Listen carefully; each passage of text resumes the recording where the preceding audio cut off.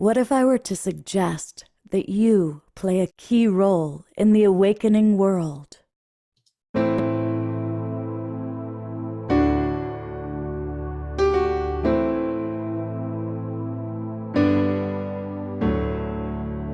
that you are watching this because you have heard the call.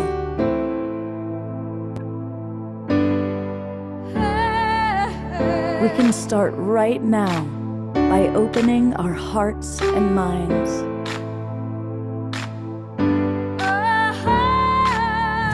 Welcome to the awakening world.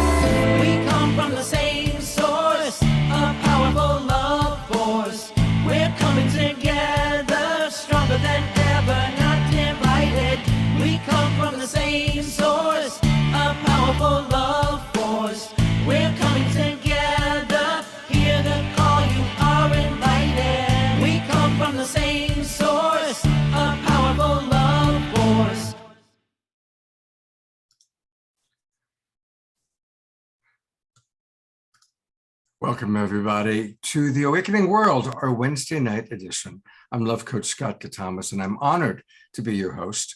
And I want to welcome our friends that have come into the Zoom room. I see a lot of our regulars. It's good to have you with us. Thank you. If you haven't already, let us know where you are geographically. And I want to welcome those of you that are watching via our broadcast partners. A big thank you to John and Sommer Ramer with the Sign Network. John and Sommer are going to drop in and be with us tonight. And they get us out to over 100 Facebook groups and pages.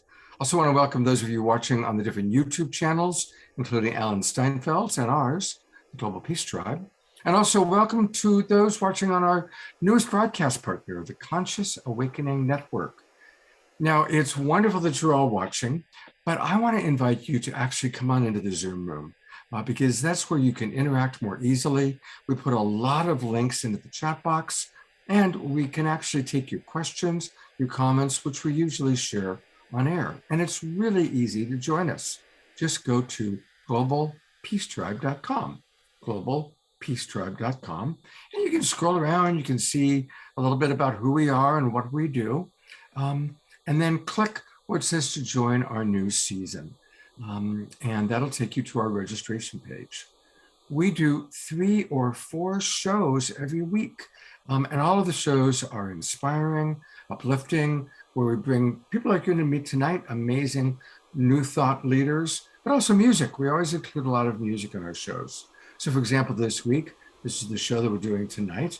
And then tomorrow on Saturday night, we're going to bring in some of my favorite relationship coaches and love coaches, talking all about how to embody our divinity while honoring our polarity.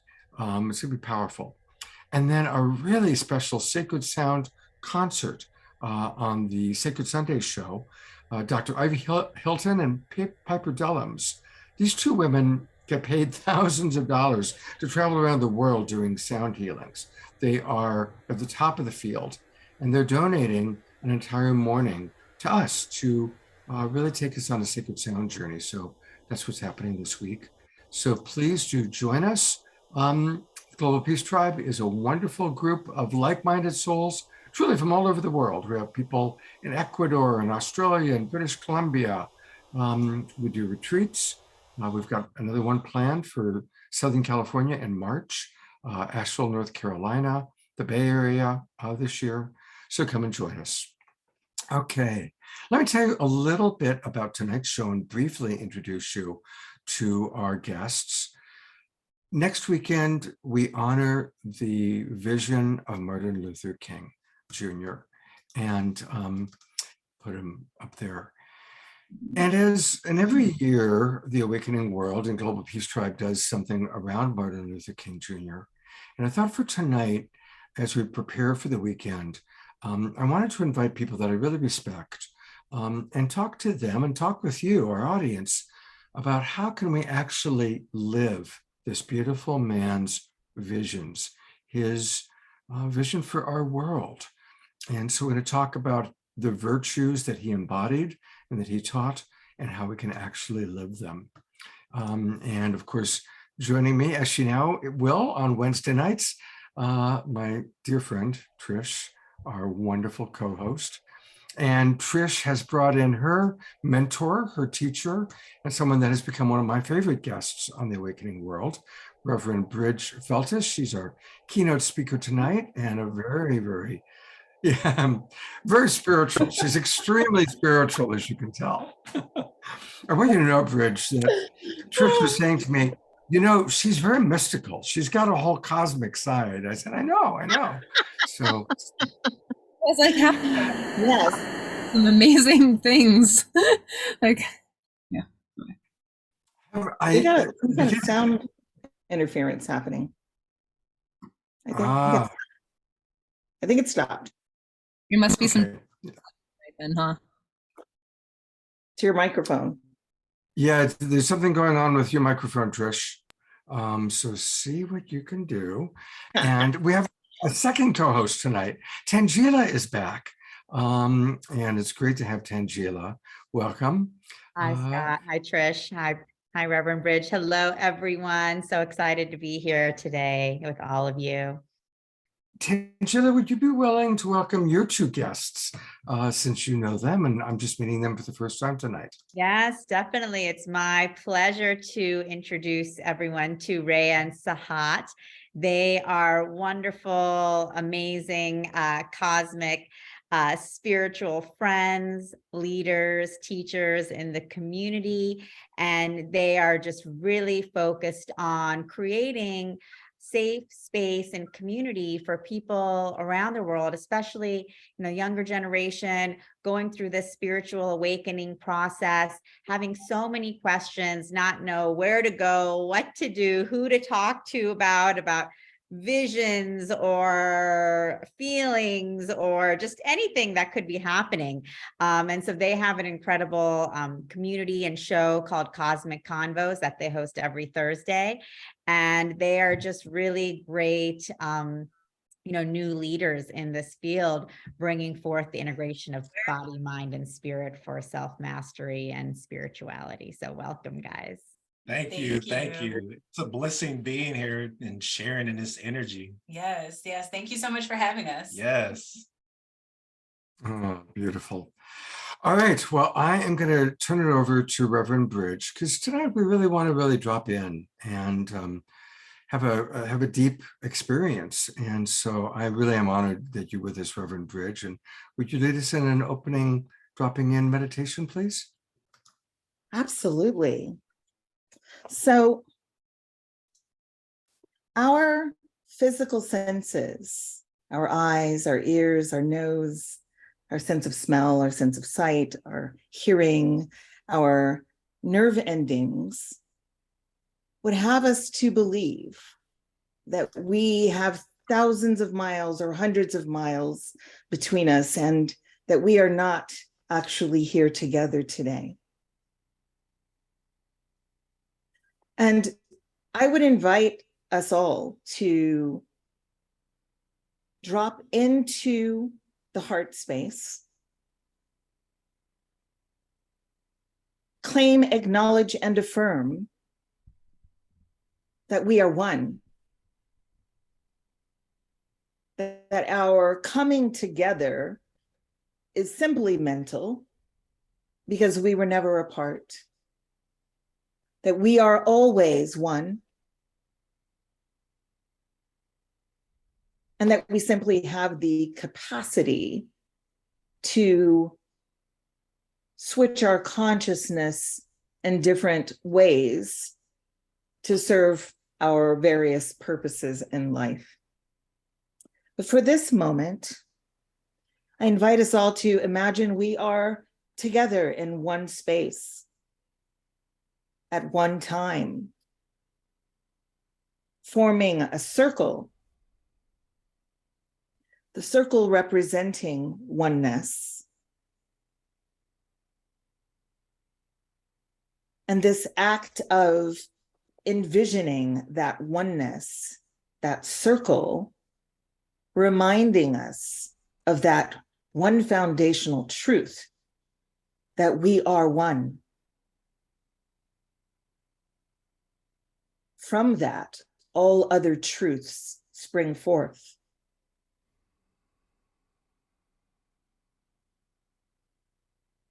We are one. We are not just a collective that have things in common or interests in common. We are literally one organism.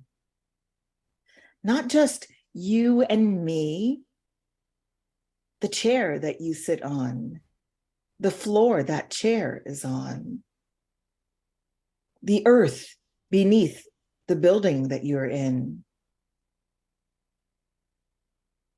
the community, the city, the state, the country, the entirety of the continent that you live on, the oceans between the rivers, the waters, the mountains, the valleys, all one with you and I.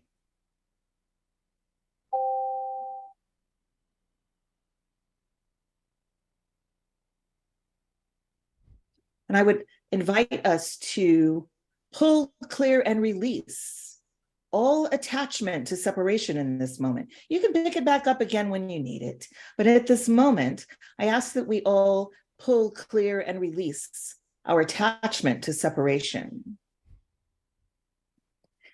our attachment to individualism in this moment. Release, clear it, so that we might experience ourselves as having access to the all. This is a deep practice of abundance, because if you have access to the all, what could you possibly want for? What could you possibly need to preserve because of scarcity? Being one with the all means that I have access to everything I could possibly need or want. And if that's true, then I have some vulnerability that I can spare for you. I have some love that I can spare for you, some patience, some kindness that I can spare for you.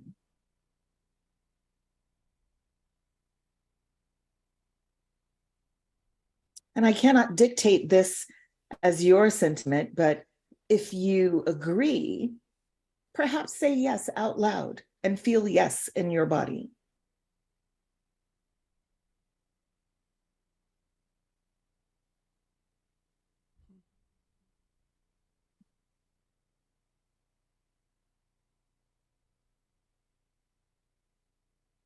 May we remember this one foundational truth, that we are one.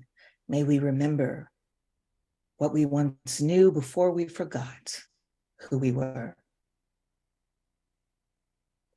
Ashe. Aho and Amen.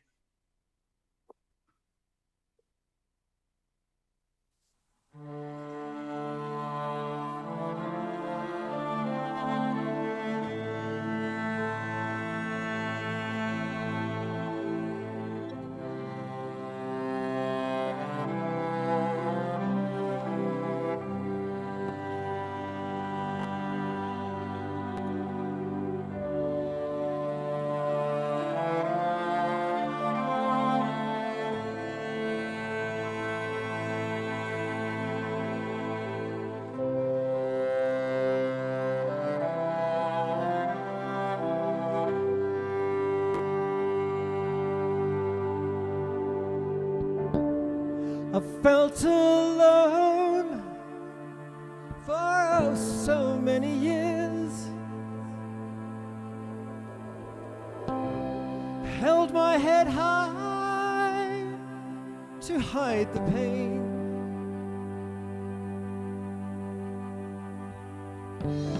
Nowhere to turn, so to myself again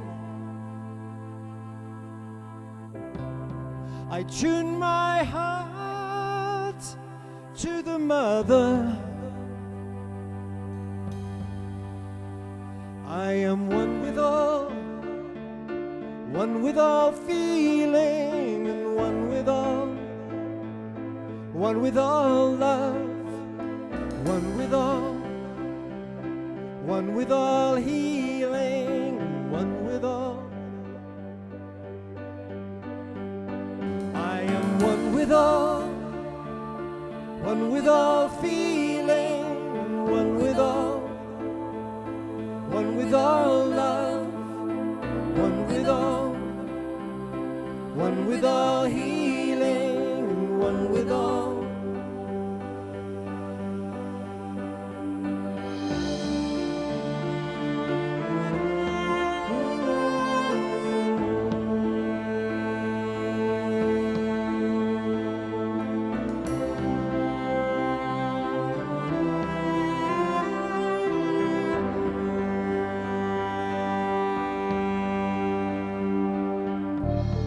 The time has come to wake my sleepy head and peel back the sheets of illusion.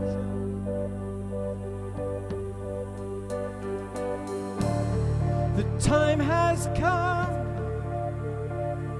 to lift my voice once more and sing the songs of the new world. I am one with all feeling, and one with all love, one with all healing, and one with all. I am one with all feeling, and one with all love, one with all healing, one with all.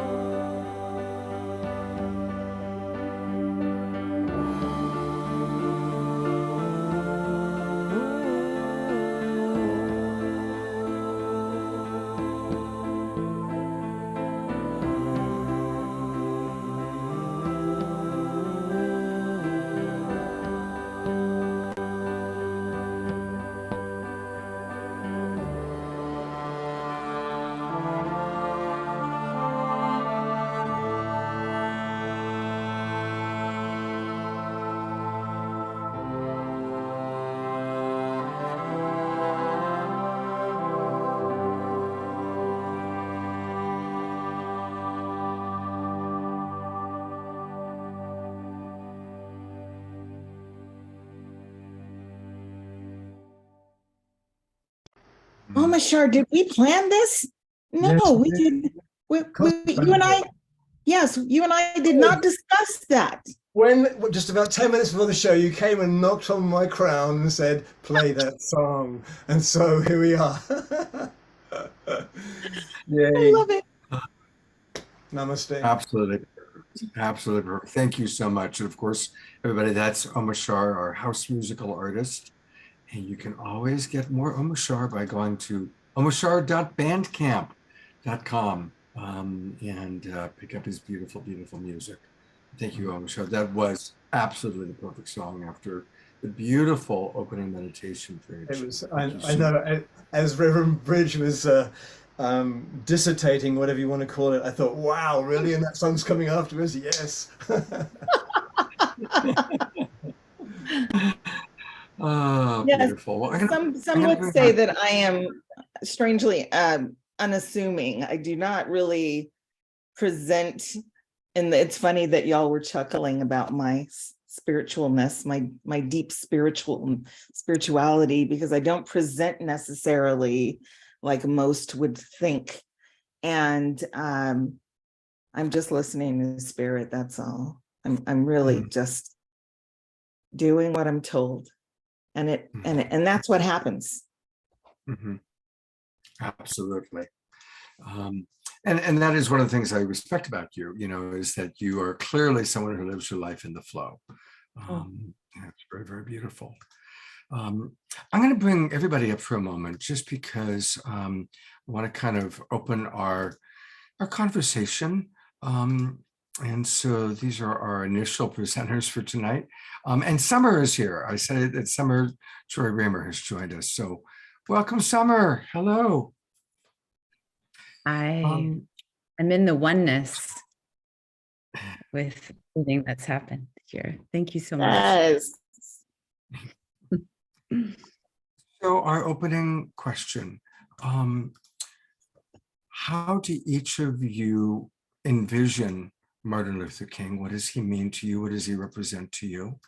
And what are some of the ways that you kind of carry in your life your imagining of his values, of his beliefs, what he stood for in this life? And just open it to any of you who want to tackle that question initially, but I'd love to actually hear from each of you tonight, sharing your thoughts about that. I think I'll go last. I think someone else should go first. Yeah, we could go first. How about our next generation? Let's go with Ray and Sahat then. Absolutely. Blessings, everyone. Yes, divine evening to you. So first of all, that beautiful selection. Thank you so much, Omashar. That was so beautiful. Oh my goodness, moved all of us. And the meditation was just in divine alignment, because the message overall of what Dr. King presented was unity and being as one. So when you look at as above, so below, we're in this cosmic dance. We're these divine spirits that are having an imperfect human experience, and we're all a part of source. We're all unified. It doesn't matter what we look like on the outside. When you look at your body on the inside, you have all these different parts that are moving together, but they don't look at each other. You don't have your white blood cells looking at your other parts of your body like, oh, I don't want to mess with you because you look different from me. Like, no, it's a unity. So when we look past and embrace the magnificence that is within all of us and walk in integrity, which is what I feel that he really embodied, that's when we come together and really let go of the ego and navigate as one. Absolutely. For me, it's the integrity. One of my mentors says all the time, who are you when no one's watching? And that to me is integrity. Like, are you, and we're spiritual leaders in the community. So being in front of the room, I have to live up to what I'm preaching. You know what I mean? So living in integrity is just a huge principle that I carry throughout my life as well, making sure that I am engaging in my spiritual practices and that I am remaining in alignment and balanced energetically in order to be the example, and I think that's, to me, what living in integrity looks like. Is, are you able to be the example? Like my mom, she lives in a way where anytime you could pop up at her house and her house is pristine. And she raised me like that. Like, you need to be ready for company, like if you got to clean up before, you're not living in integrity, you have to be ready for company. So I bring that principle into my life and in my actions. Like, am I ready for company? Yeah. Beautiful. Thank you so much. That's a wonderful start. And it's just beautiful to have what I like to call the next generation of new thought leaders on the show. So thank you, Tanjila, for bringing your friends on board. And I guess, Tanjila, I'd love to just go to you next. What you'd like to share? Sure, Scott, and thanks so much, Ray and Sahat, for sharing. That was wonderful. And of course, Omashar and Reverend Bridge, beautiful opening to this show, which is such a powerful topic.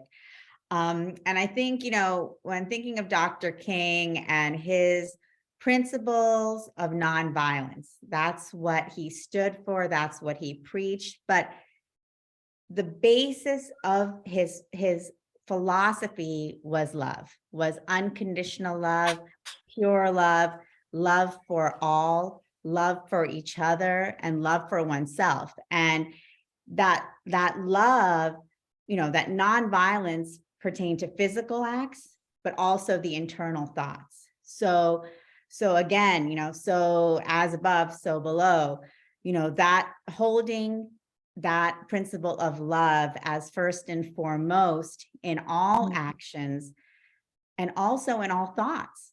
So even when faced with frustration or opposition, making that choice, do I, where do I go? Do I go to fear? Do I go to anger? Do I go to rage? Or do I go to love? And do I then, by moving to love, jump into that higher timeline for myself, into my higher self? And that was his philosophy that he was preaching, that we are all able to jump this timeline together and truly jump into unity consciousness as one. And so, his words are so powerful, and we can really feel them, reverberating, within us. And especially during this time, as we're talking about the awakening, the global ascension, stepping into unity consciousness. But what does that really mean? It means holding ourselves, and for me, it means holding myself in love in all moments with all people. And it's not always easy. But that's the basis of where we're going, and creating and releasing that attachment to separation. As Reverend Bridge spoke about, we've all been trained in separation from the moment we're born, with all of these, earth identifiers, as we call them, religion, gender, race. And these are all just ingraining these ideas of separation within us. And really now we're in that point where let's release. And as we release, let's turn to love. Let's turn to love. Let's turn to love. Beautiful. Yeah, I really appreciated how she pointed it. In fact, I wrote it down. It's like, what is our attachment to the separation, And clearly it's probably the idea that we'll be safe. I'll be safer if I stay in my little safe space, if I stay in my little safe cage. Exactly. That was beautiful, Reverend Bridge. We've just been trained and programmed. And so, that's this releasing that we're all doing together. Absolutely. Trish, I'd love to hear what you'd like to share. All right. Can you hear me? Yes. Right. Oh, I love this moment. Feeling into everyone's focus on connection and unity. That the intention here. I just want to say that Bridge is my coach, and she's on it. She's on it. And I'm very much in suspense for what you're going to say. Oh yeah. Well, no pressure. Don't worry, I'm going to text you in the chat box in a minute about what I'd like to bring up later. But one of the things that I would like to say about your work with me specifically is about integrity. And I know that Ray and Sahat brought this in, and integrity is really the key point. It's not Scott's integrity. That's not how I'm living my life, but it's my integrity. And one of the things that I've specifically learned from you is it's the distinction between when I am in integrity and when I'm not in integrity with my body and with my words. And I mean, one of the practices in my entire life is cultivating the self-love show in one of the things. And maybe I'm gonna say this wrong. I hope I don't totally like butcher this. I think that Martin Luther King said, believe in yourself and believe that you're somebody. Because there is the first thing when I think about living in unity or living outside of the separation is to learn how to self-reflect and look at the places where I struggle to love myself. And it's not an individual thing. It's that if I'm shaming, blaming, choosing to part myself out, is one of the pieces where I'm going to part everybody else out. It's the place where I have learned and have deemed myself unworthy of love. The places that I have learned to contort my body, my beauty, my brain, my behavior into a social norm that isn't my natural human beingness. These are the places where I've been desensitized to the naturalness of my naturalness of my body, my emotions, my feelings, my desires. It's these places where I've fit into a very long standing, we'll call it tradition, even long years and hundreds of years long traditions of mental programming, like Tanjila was saying.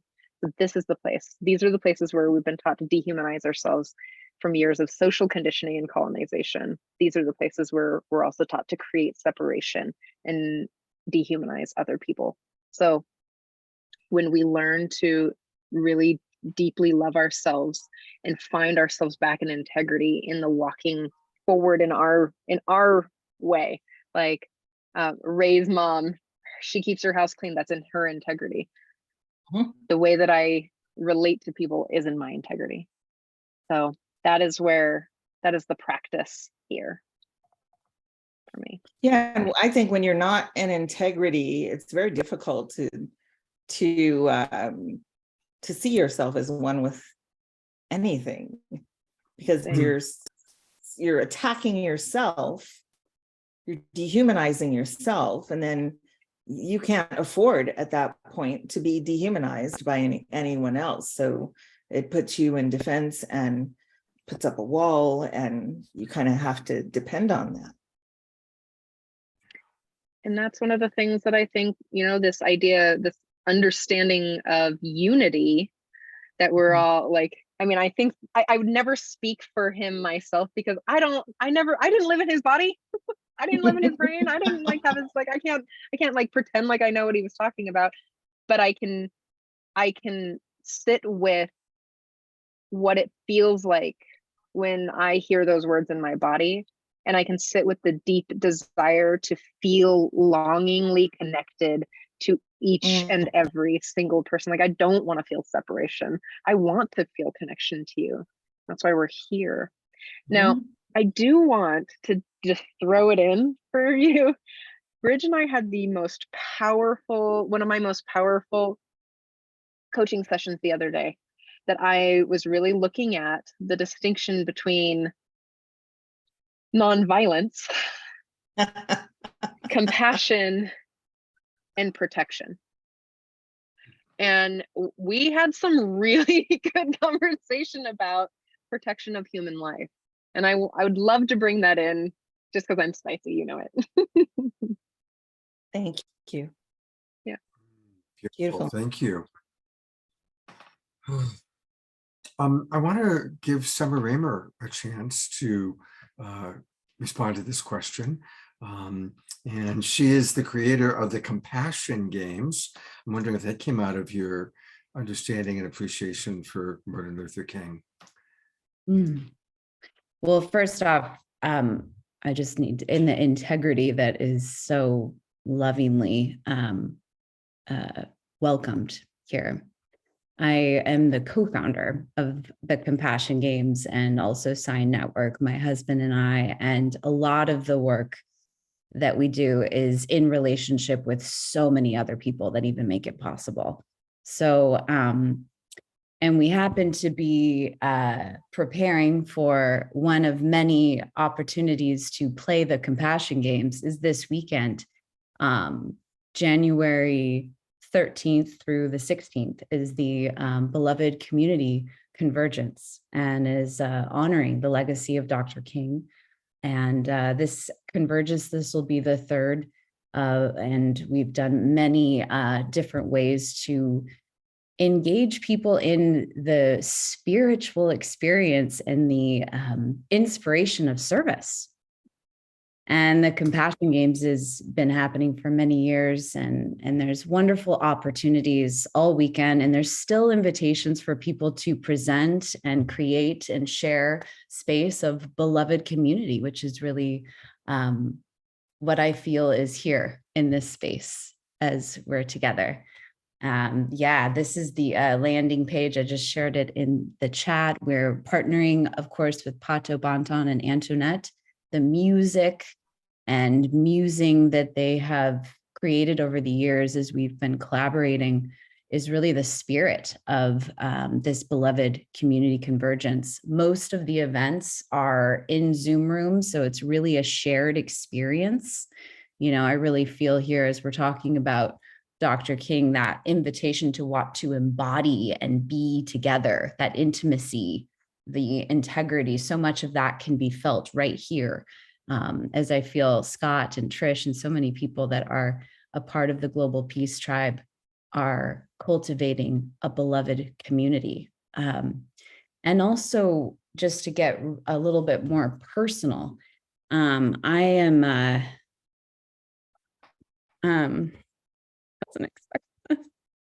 My dad, a year ago, yesterday, I found out that he had 5 tumors that were all growing back in his brain, and that my husband and I began a hospice process for him.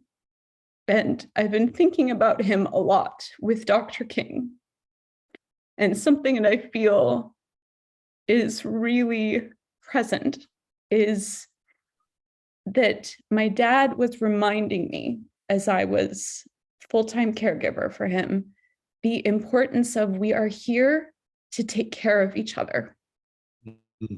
No matter what, wherever we go, that whatever we can do and what is ahead of us, what is challenging us, is we can always do something for another person, no matter what. And today I've been cooking. Sometimes I've just been really present with revisiting a lot of the feelings that I had going on as I was preparing for having to let go of my father a year ago at this time. And just been revisiting a lot of the fears and issues going on in my digestive system. And a lot of the times what would help me in the insanity of what was unfolding was cooking food for my dad, was cooking meals for others to take care of the people that were there around me. And I really think with everything, everybody, almost everyone I know right now has so much going on that's hard.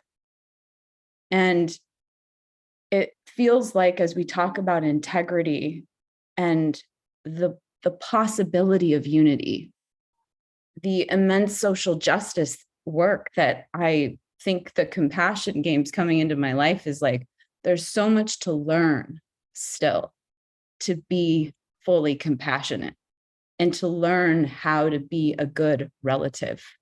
That is has come into my life to continue to learn. And so I'm excited to continue to learn. I'm excited about the strength of vulnerability and to be loving, you know? And so that's something that I feel deeply. And yeah, so anyways, I didn't know it was going to get emotional, but there you go. So your emotions are so welcome, Sommer. Thank you. And Yeah. Thank you. And thank you for the wonderful work you're doing this weekend. And we'll learn a little bit more about it in a little bit. So many incredible people that are giving and serving in their communities all over the country. Amazing service projects to keep us uplifted, and to continue to serve. You've been doing this for a few years now, the Compassion Games and MLK Weekend. Yeah, so I've been doing the work of the Compassion Games for almost 10 years, but it's been going on all over the world. Service has been activating service, and for others all over the world has been playing the Compassion Games. And this is a particular focus right now, is social justice and the service and honoring of Dr. Martin Luther King's birthday on the 15th, and then also his official day, National Day of Service on Monday. So there's a lot in the Zoom room and hands on the earth doing amazing work all over the country that we're also financially supporting through the good work of AmeriCorps, which is a great partner that's allowing us to grantee amazing work that is connected to a lot of good people doing amazing work, social justice work all over the country. Thank you, Sommer. Thank you so much. And again, this is the Sommer that I thank every show, who runs the Sign Network with her husband, John, that gets us out to as many as 100 Facebook groups and pages. So a lot of you are watching right now because of this woman and her partner, John. So thank you, Sommer. Well, it's an honor, and it's an honor to continue to support Trish and Dawn's work of the Self-Love Show. I think that that's, wow, we only can do so much of the work outside of ourselves, and how important it is to continue to learn how to love ourselves, So thank you, Trish, for standing up and doing that good work too. It's necessary. Yeah. Thank you, Sommer. I love you. It's nice to see you. I love you too. Before we hear from Omashar, I kind of want to share what I wanted, what came up for me. In anticipation of the show, I did some Googling about MLK and his values. And what came up that I realized, wow, this is what I want to talk about, is his commitment to economic justice. And, we hear a lot about social justice, but there cannot be social justice without economic justice. And it was actually really interesting. I'll put this into the chat box. This article about the economic message behind Dr. King's famous "I Have a Dream" speech. And as I read this article, it was really a lights on for me, because more and more as I've worked with Reverend Brig and the different leaders that we brought on who have talked about civil rights, they keep bringing it back. It's got to be economic justice, has to be economic justice. So I just wanted to acknowledge that part. So how do we do that in our daily lives? Any of us that have a position where we employ people, to absolutely employ those that you may not normally employ, but that are of different races, different cultures. When we buy, let's buy not just local, let's buy local and ethnic. Let's go into the, the areas of our communities where we may not normally go, but, and check out their offerings. And really think about how can we support those cultures, those races that are not at the same advantage as those of us that are privileged. And obviously I'm a tall white man. I'm the epitome of privilege in this country. And so I do my best to use my privilege to hopefully bring on people of different cultures. And that's not just Black. I love that Tanjila is very multicultural. I'm still trying to figure out what Sahat's ethnic background might be. I love that more and more our world is just this incredible, beautiful combination of different cultures and different races and different belief systems and backgrounds. So anyway, bringing it back in our daily lives, how can we really create economic equality by our buying habits and by our employment habits? So that's the piece of what I'm learning from Dr. King and from others that I wanted to share. And before we go back to Bridge, I'm eager to hear what Omashar has to say about this topic and this question. Well, thank you all so much for what you have shared. Ditto for all of it. And Sommer, I felt you so deeply. I have a couple of very close people in my life at the moment who are going through something radically similar. And so, yeah, thank you for helping me feel that place in myself, because it's just, it just has to be felt. It has to be felt. Really, it's a part of my freedom. And so, Dr. King, I have a quote here of his. One is, everyone has the power for greatness, not for fame, but greatness, because greatness is determined by service. I mean, what a concept. And one thread that's always gone through my life is service first. And I feel that is a goddess given inherent divine quality, that we all are here to serve each other first and foremost. And what stands out to me even more about Dr. King is his authenticity and integrity, and his power, that when he speaks, it's just like he's channeling straight from the heart of creation that which needs to be heard in this moment. And in myself, I am doing my best to get out of my way to find that authentic voice in myself, because when you're speaking from that centered, authentic place, nothing you say is wrong. Everything you say distills the atmosphere around you, and everybody, even if they have opposing viewpoints, will go, well, yes, holy smoke, I haven't heard it like that before. And so my gratitude for him, apart from a million other gratitudes, is for showing me how to speak with authentic power. And one more thing, one last quote from him is, we may all have come on different ships, but we're in the same boat now, right? So namaste, Dr. King.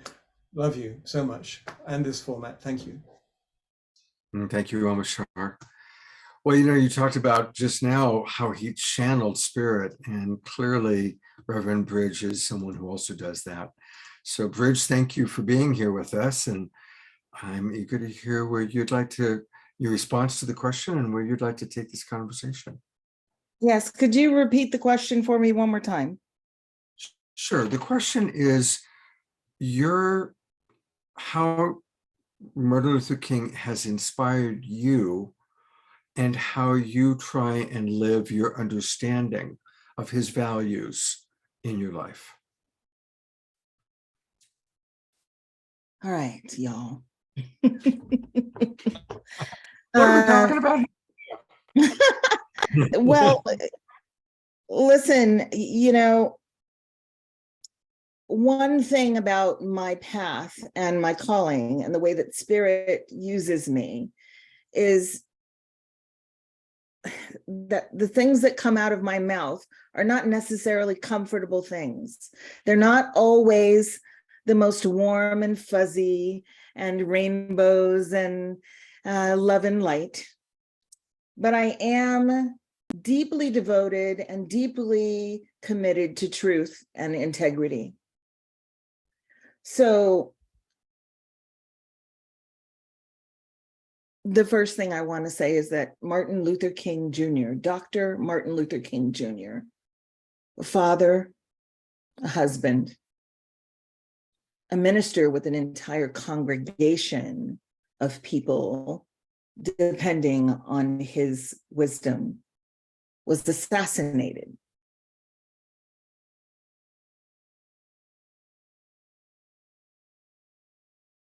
Just want you to sit with that for a moment.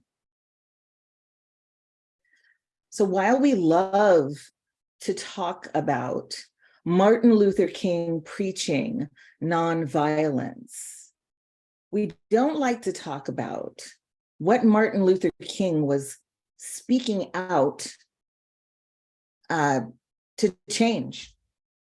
We don't like to talk about the entities and the forces that were deliberately violent. And that's why he chose that position. That's why he chose that way of showing up in the world, in direct defiance of the violence that was happening in the world. Not just what you see in the old TV clips where you see them um, hosing people in the streets, beating them, hanging them from trees, burning crosses on the front lawn of my ancestors. Well, actually, let me just say that Martin Luther King was assassinated when I was 3 years old. My mother was 24 when this happened. My mother was 24. And this man who stood for hope for us all, really, who was here to defend us all with his words, with his eloquence, was snuffed out.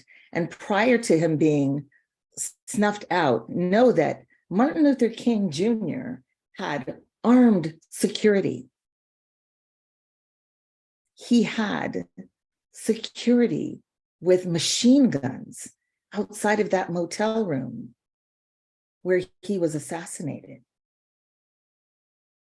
I really want y'all to let that factual information land, because while we talk about nonviolence, I want us to be in integrity about it. When we talk about oneness, I don't necessarily know that it means what many of us think it means.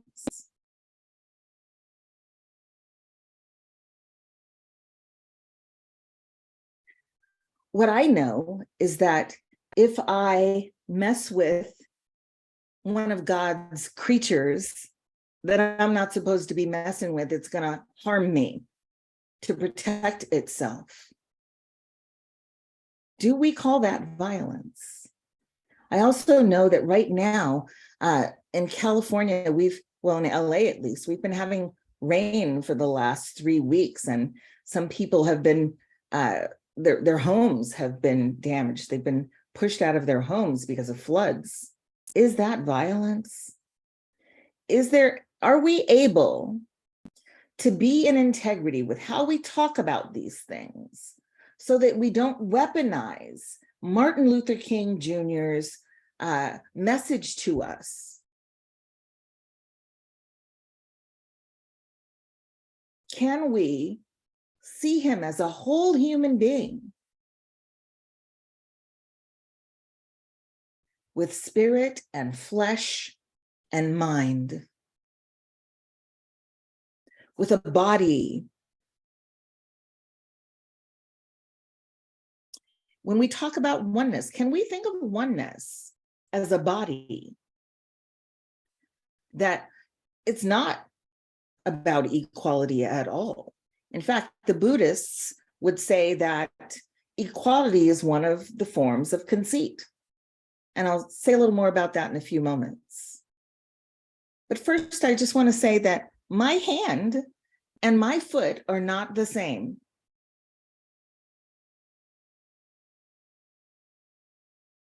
My heart, my hand, and my foot are not the same.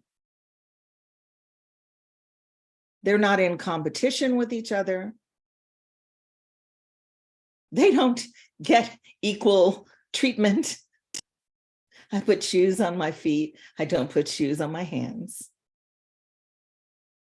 I walk with my feet. I carry things with my hands. I don't walk with my lips.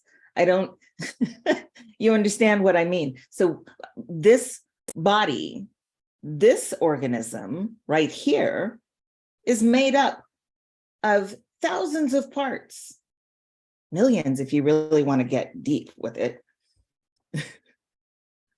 Millions of parts that make up the one organism. And they each have their jobs, and they each get what they need from the air that I breathe and the sunlight that I take in through my skin, and the food that I eat and the water that I drink and the information that I consume. This organism, would not survive if I were attached to the idea of equality. Instead, I like the idea of equity, that every organism gets what it needs, and that it have access to the tools to create what it wants. That's very different from everybody gets $10. Do you understand?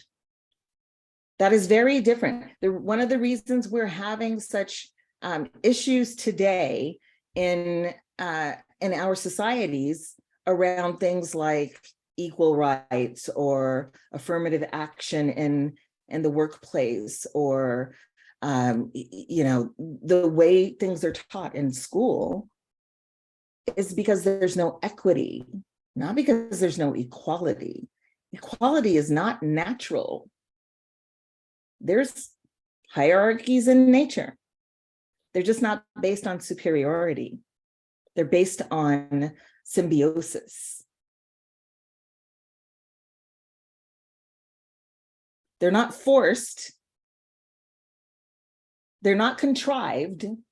They're based on symbiosis, what is needed, and how each organism works together with the other organisms around it to create the bigger organism.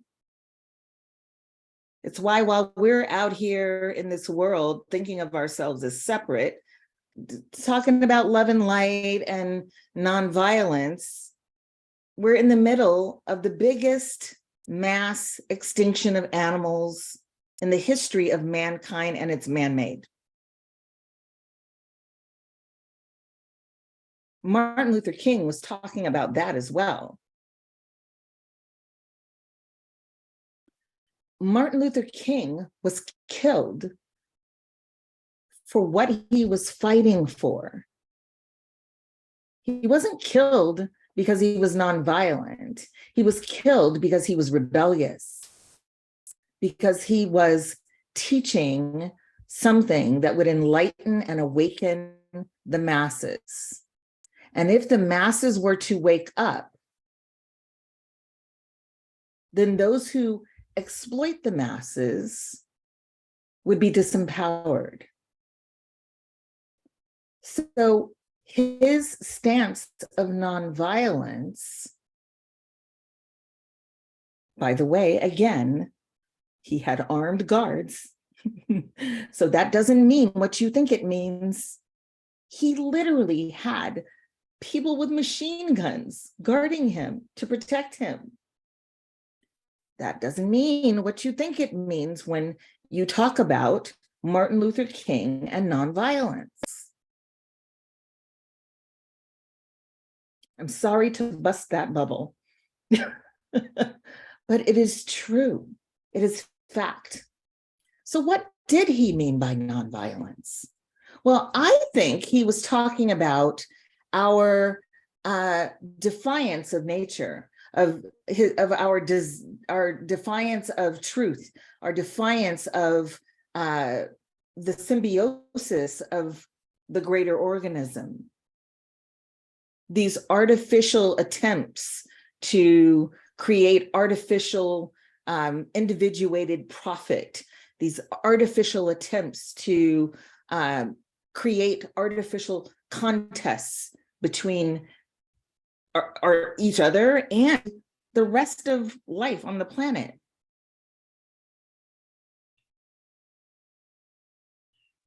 That's what I know him to be talking about. Richard, I wanted to add something too, just on the nonviolence part. My primary mentor who really had the biggest impact on me was Marshall Rosenberg, who founded nonviolent communication, called it nonviolent communication out of respect for Martin Luther King. And he does teach the protective use of force, kind of the answer to your question, at least from Marshall's perspective, is that the protective use of force is part of the world that we are living in at this time. Part of nature. Part of nature. Yeah. Mama bear, right? We still use that expression, mama bear, Listen, right? one of our most revered flora, the rose, has thorns. Right. And those thorns are there to protect that plant because rose bushes are delicious. Understand that being able to preserve one's life is a part of the natural order of things. It is biologically a part of your makeup. It is cognitively a part of the way your mind works. And because we've been disconnected from that, and quite often people trying to use Martin Luther King Jr.'s message to as a weapon against people using their voice, against people speaking out in an angry tone, against people criticizing. And nowadays, even when we talk about, well, cancel culture, I mean, back in Martin Luther King's day, it would have been called a boycott. Right. But we speak about this as if we are not like it's dishonorable and disintegrated for us to use our discernment about what we consume. We must wake up. We must think deeper and with more complexity. We must let go of our attachment to black and white, this binary way of thinking. Because if we don't, the cycle continues. Because what happened after Martin Luther King was murdered? The world was cast into despair. And ever since, gradually, the things that he built up have been falling apart.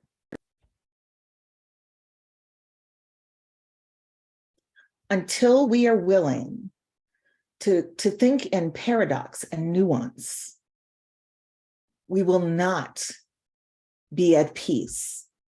And peace is possible. Peace is possible. But peace is not, shut up, Bridge. Don't talk about the every 28 hours a Black man is killed by police. Shut up, Trish. Don't talk about the man that abused you. This is not natural. And if we don't honor the complexity of nature as we move forward in our evolution, we are actually taking a step forward and 2 steps back. And I think, listen, what his last messages, his speeches and his interviews that he did near the end of his life were all about the economic disparity in the world. And this disparity is attached to government systems, corporate practices, and groups of people who deliberately depend on and are addicted to white supremacy, cis heteropatriarchy, ableism, and corporate capitalism, all of which are about imperialism. Long before there was racism, there was imperialism. Long before Black people were being hung from trees, there were white people in Europe being hung from trees. The Irish famine was not a natural occurrence. This was capitalism, where the British government decided that they could make a lot of money by usurping the land and only growing potatoes, which ruined the soil, took out the access to food resources and sent actually millions of Irish people to the new frontier, where those systems start all over again, wiping out people who were considered disposable, kidnapping and enslaving people who were considered less than. And ultimately, it's not about white people versus brown people. There's something deeper and more insidious at the root. But because every time someone wants to have this conversation, listen, I'm having it right now because Scott has given me a platform, and I don't know if he'll do it again after this, but listen, I'm here and I'm going to use my platform to say what Spirit tells me to say. And I'm going to check in with myself to make sure that I'm telling the truth to the best of my ability, to the best of my knowledge. And that what I say is in alignment with the service of us all. Bridge, first of all, absolutely am going to continue to invite you back. And I do want to hear more of what you have to say. But I also would love to hear a little bit from our other two guests for a moment. Yes. I'd love to hear what comes up for Ray and Sahat, either in response to the wisdom and the harsh truth coming from Bridge. Yeah, I'd love to hear what's alive for you. And I'm going to keep the camera on you as well, Bridge. So speaking for just me, one of the things that I am adamant about is that if we're going to have unity, we have to have that equality in education so that people are financially literate and they have the spiritual tools to tap into that magnificent within. Because one of the things that's keeping people distracted, there's a lot of distractions. Racism is a distraction. The people at the top don't care about racism. They care about Not at all. classism. It's classism. It's how much money is in your pocket. So you can have people that are living in a trailer park. Do you think that those people that have the same complexion as the people who are out here printing the money and all that, you think they care about that? No, they care about the people that are in that class with them and what they can do for them in their pockets. So what we need to do as a people is we need to stand up and how other communities are coming together and they're saying, oh, we're going to barter, or we're going to create our own financial system, or we're going to lean towards a decentralized system like cryptocurrency. And that's where the governments are fearing because they want people stuck on these fiat currencies. So what can we do to stir up distractions? Oh, let's pull the race card. Oh, well, these Arabs over here, they bombed these buildings. Oh, but we actually went over there and we bombed their country and took some artifacts out of their museums. But right. And there's layers to this. So the racism is just a huge distraction to keep us pointing a finger at each other like, oh, you did it. When it's actually, we need to go within. We need to dissolve the things that we've been holding on to, not in just this lifetime, but in our previous lifetimes, because there's epigenetics that's at play. There is you have your Akasha. We can get deep and spiritual on this. You have things that are blocking you in your Akasha. Your Akasha is tied to your DNA. Your DNA has to be cleansed. You need to decompartmentalize, you need to decompress, you need to release and dissolve all the things that are not serving you. And then once you do that, you go within, you see that magnificence within you. There's no way you're not going to see the magnificence within other people. So It's true. like it was mentioned earlier, who am I when nobody's looking? when I'm driving and that person cuts me off in traffic and they're angry, they give me that negative energy. Am I going to accept that gift from them? Or am I going to be like, no, thank you, I don't need that. But guess what? I got this light for you.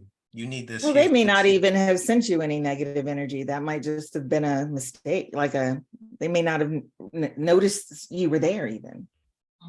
And your reaction to it is yours, right? Yes. Yeah. And, you know, another part that really plays into this is parasites. Or parasites. Come on. Everybody has parasites. I don't care if you're vegan. I don't care if you've done some kind of cleanse. If you have not done a systemic cleanse, you have parasites. A lot of people are doing colon cleanses, but they don't only exist in your colon, unfortunately. You have parasites that are thousands of years old. They are intelligent creatures in your mind. Most of them are in your mind. And they know how to tap into those abilities that you have in your brain. They know how to manipulate your mind. So we need to address that as well, because we have physical parasites and then there's spiritual parasites as well. Absolutely. And while we're talking about the mind, that's my wheelhouse right there. I love how you were talking about the symbiosis, like the left hand and the right. Y'all know that saying where it's like, don't let the left hand know what the right hand doing. Like that means your body is out of sync. You're out of alignment, right? Yes. What do you mean? No, this is one organism, you know, so you're keeping secrets from your left hand to your right hand, then you, in your language, are creating that separatism that we're talking about. And so all of this fear is embedded in our subconscious mind, right? And I had mentioned earlier when you were talking about the mind, the unconscious mind is literally to protect you. It's created, it's called the survival brain, right? It's created to protect you. So it puts you, when you experience fear, it puts you in a state of flight, fight, or freeze. Fight, flight, or freeze. Fight is the first one.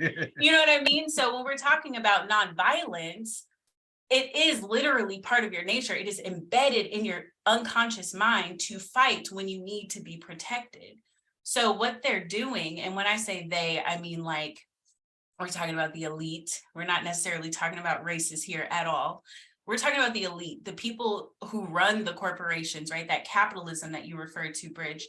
We're talking about those people in power. They embed this fear into your mind in order for you to play this tug of war game between each other to keep you distracted from what actually is going on the back end, right? So when it comes to what Sahat was saying, and like, really, you have to unlearn and unprogram. I'm a student right now of NLP, which is neuro-linguistic programming, right? We are programmed from the moment we exit the womb, what to believe, what to eat, what to understand, what to agree with, what to disagree with, what church to go to, who to hang out with, right? We are programmed from the moment we exit the womb on who we are supposed to be.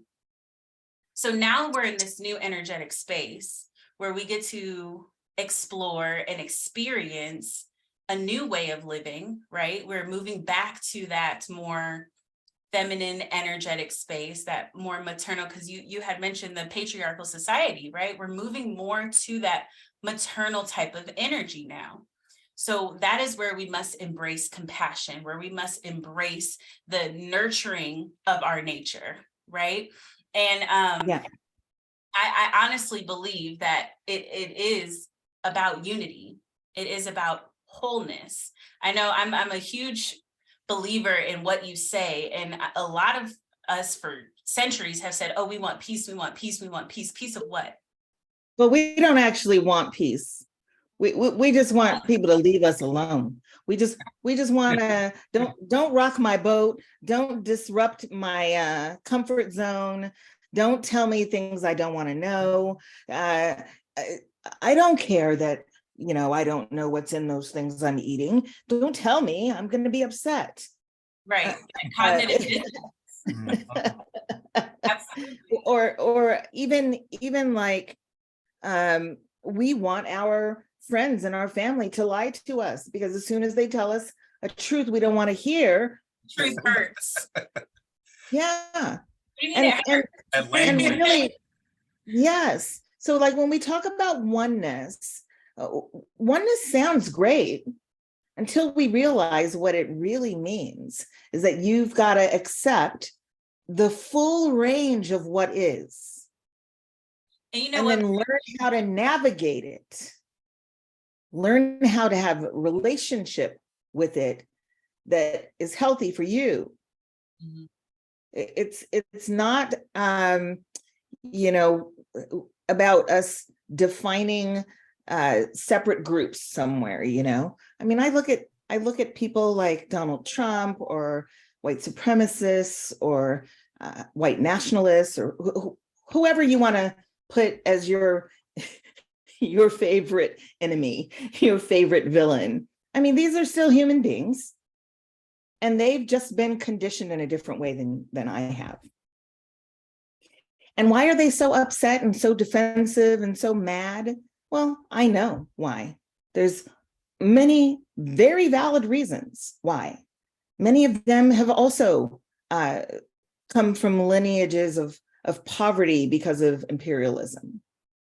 Many of them are living with all kinds of disadvantages that they feel are unfair.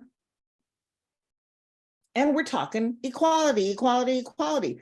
Well, that sounds like nothing for them. So how can we really get to where everybody gets to live?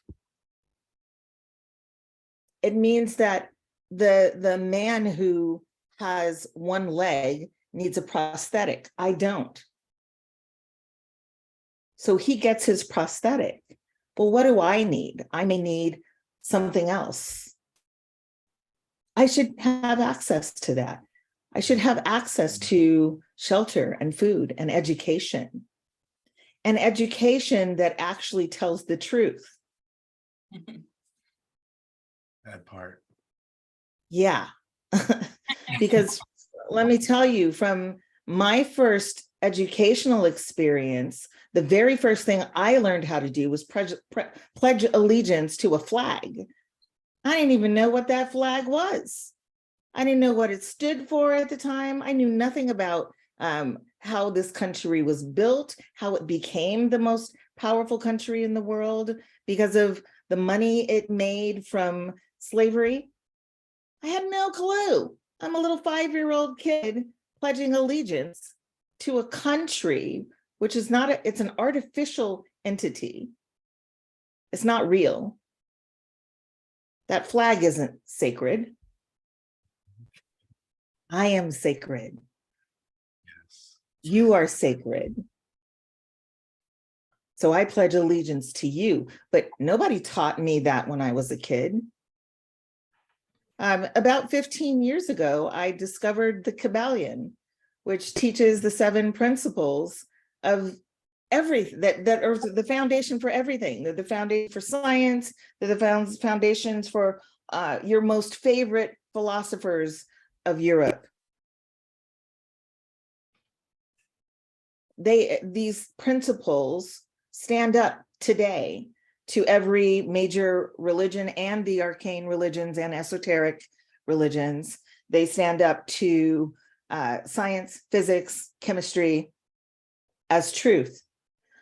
I found these in, 15 years ago, approximately. And immediately, as I read this book, I thought to myself, why do they not teach me this in school? Why didn't they tell me in school that I can create my experiences with my mind? Why didn't they teach me in school that everything has correspondence, as above, so below, as within, so without? Why was I not taught that everything has vibration? Everything is vibrating. Nothing is static or still. One of the biggest controversies today is about trans people. Why didn't they teach me there's no such thing as binary gender? Why didn't they teach me that that polarity, it doesn't mean there's this thing over here and that thing over there and they're separate. But what's true is that they are varying degrees of one thing. Why don't they teach us these things? Because then we'd be powerful, because then they wouldn't be able to lie to us. And it's our responsibility as we gain access to more and more of what is true, that we don't shy away from it because it's uncomfortable, that we don't shy away from it because it really will trigger your anger and grief. It will bring up rage in you and sorrow. It will bring up fear. Well, all those things are already in there. Can we just let them come up and out? Yes. I'm going to come in for a moment just because I'm loving everything that's saying. It's such an important conversation. And I want to acknowledge our audience is, giving some comments, and I do want to hear more from the audience. And because it's the awakening world, we have deep conversation, and then we have a little music to integrate all of this. And I'm actually going to play a video from someone who's going to be on the show tonight. And she works with the United Nations, and they've sent her to Vietnam on a kind of a goodwill project. And I'm talking about Michaela Gaston. And Michaela has been on our show a few times. Some of our audience knows her, but for Bridge and our guests who don't know her, her story is quite interesting. When she was in her early 20s, about 10 or 12 years ago, she was walking along the road, and a group of white supremacist, racist kids started taunting her, and they ended up running her over with their truck. They dragged her for about 200 feet. It took her 2 years of hospital time to recover, and she has dedicated her life to healing. And so this is a song that she provided for our Healing Racial Divide show that we did on January 6th, just last Friday. And so this is Michaela, and I thought it would be inappropriate to share with us tonight. So here we go. And it's going to take me just one moment to pull it up here. There we go. Good morning, my beautiful family. Oh, how I love to be in community with you in breath, sound, rhythm, and heartbeat on this beautiful gathering in honor of healing America and the world through peace, forgiveness, and love. My name is Michaela, and I'm so honored and blessed to be with you all here today.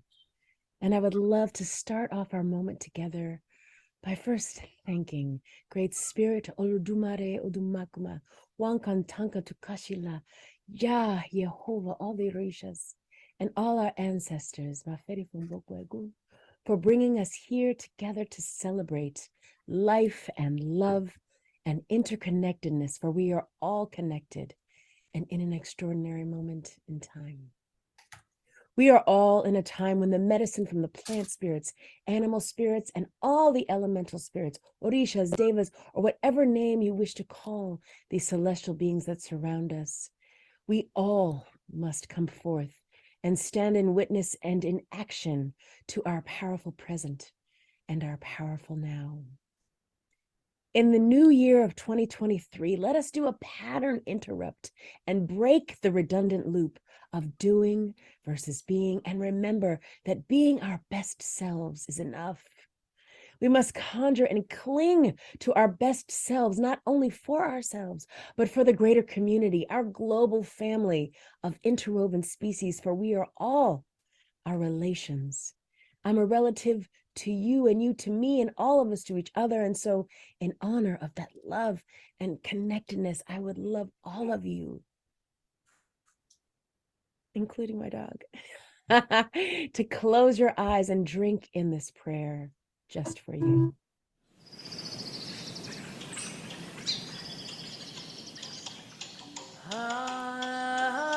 Bless you. Bless you, all of you.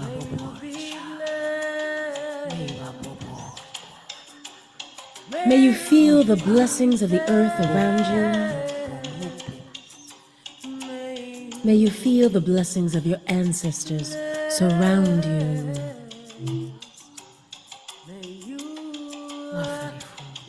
May you know healing for all your days.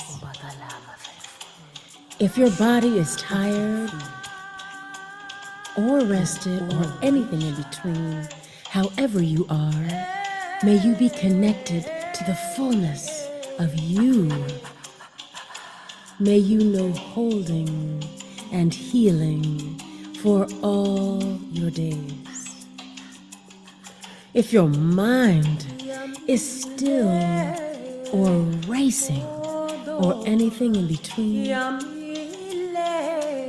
however you are in this moment, may you be connected to the fullness of you, and may you know holding and healing for all your days and feel blessed. If you are hanging in, hardly holding on, or anything in between, however you are, may you be connected to the fullness of you, and may you know holding and healing for all your days, and may you feel blessed. May you all feel your power, share the beauty and truth of who you are, and be blessed, be blessed, be blessed.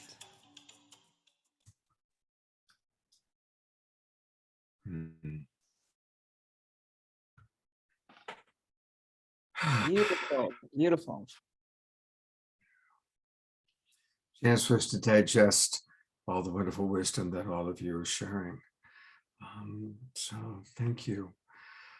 I'd love to give Trish and Tanjila a chance to share any thoughts or questions that you'd like to bring to our conversation tonight.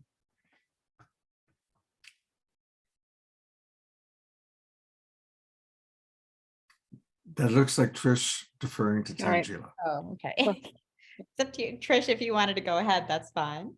No. No, I mean, I just love the conversation, and I think what Reverend Bridge was bringing up in terms of really speaking about the actual violence around, around Martin Luther King Jr.'s death, and the reality of that fact is so important, because that's really what he was speaking about. The day-to-day violence that so many people around the world in every moment are suffering, violence, because, just the physical violence, the physical violence of not being safe walking down the street, in the streets of America, the violence people are facing in the Ukraine, in Afghanistan, in Iraq, in war-torn countries around the world, in poverty-ridden nations around the world, the violence that people are experiencing when they don't have enough to eat, where they don't have a safe place to call home, violence when children are not able to go to school to receive an education, to actually create a better life. And so that is what Dr. King was speaking of. He was speaking of this day-to-day violence that so many around the world are living in. And the fact is that's still happening today in a very, very visceral way. And I think, thank you, Reverend, for bringing that up, because that was his message, that violence is occurring in every moment around the world. And we have to be recognizing that and speaking about it in order to address it. Because in the reality of who we are as spiritual beings, that violence, all of the ways that it's happening, does not have to exist. There is no reason. Those are all created through artificial constructs, of have and have not, of lack, scarcity, old systems of government, health, education that have been created to separate. And we are now in this turning point of our reality, of humanity, where we can now take Dr. King's words and say, yes, we take a stance against this violence that's occurring in every moment against so many around the world. And we can take that stance and say, we're here to create something different. We're here to create something new. We're here to create something that recognizing the multiplicity that lives within unity consciousness, that everyone is different, that everyone is unique, that everyone deserves a chance to be comfortable, have a safe place to live, to receive an education, to have food, to have clothing, and in the way that works for them. Again, you know, we don't have to create these constructs that every single person then feels pressurized that they have to fit into. This is about recognizing the multiplicity, the diversity, the uniqueness of each one of us as individual spiritual beings in these human forms, and then understanding that we can truly create a world together where we respect that, and we create a world where people can be who they are and achieve who they are, and having does not mean taking away, because those are the old constructs. Those are the old artificial constructs that have been created, that our economic systems are based on, that our government is based on, that if you have, I don't have. And that's what all war is based on. That's what all this violence is based on. It's saying that if you have, I don't have. So I have to have first. So that means I'm going to do whatever it takes against you to have what I need to have for my survival. But this is not survival of the fittest. This is, we are all magnificent beings, and we're all here to thrive, not just survive. And so all artificial. All artificial. So we're really here to change this whole paradigm, to change this whole narrative. And that's why, like, I think it's so important that we bring this up, because it is this message of social and economic justice that is at the heart of everything we're talking about. And that's the heart of, that's what's, we're here on a spiritual show, and we're spiritual beings, but spiritual beings living in a human world where economics and social justice is an important part of everything that we do. Because when we're saying oneness and we're saying equality, we're saying that we all deserve to live as one. We all deserve to live in peace. We all deserve to live in abundance. So thank you. Absolutely. Beautiful. I think oneness also applies to us. We're not just spiritual. We are also physical. We are also intellect. We're mental, spiritual, and physical. And we must respect all three planes of our existence. I was born and raised in Compton, California. And my father grew up very poor in a little town outside of LA called Bakersfield. And Bakersfield is a small farm city. It's a little bigger now than it was back then. But Bakersfield was really about Central California farming, growing produce for most of Western United States. And my father's father died when he was 9 in a car accident. And so they were very poor. He and his sisters and brothers were very young. And he went around town and collected a bunch of scraps of wood and built himself a shoe shine box. He took it to the local train station and began to shine the shoes of the white businessmen when they would come into town from LA to do their business with the farmers. And in that experience, he learned the game, how to get by, how to assimilate, how to make white people more comfortable with him. And then from there, once he'd made white people more comfortable with them, they began to feel endeared towards him, and would give him little tidbits of information and support with the things he wanted to do with his life. And a couple of them helped him go to school. And when we talk about economic development, this was his economic development story. And so he learned a lot about how to survive in a capitalist, imperialist, white supremacist, cis heteropatriarchal society. And so when it came time for him to marry, he married my mom, and they had me. And when it was time for me to go to school, they put me in an all-white private school that taught me all of the basic economic, socioeconomic stuff to survive in a capitalist, white supremacist society. So I had all of that. I had the privilege of money because my dad had, I think he was never self-employed after about 20 years old.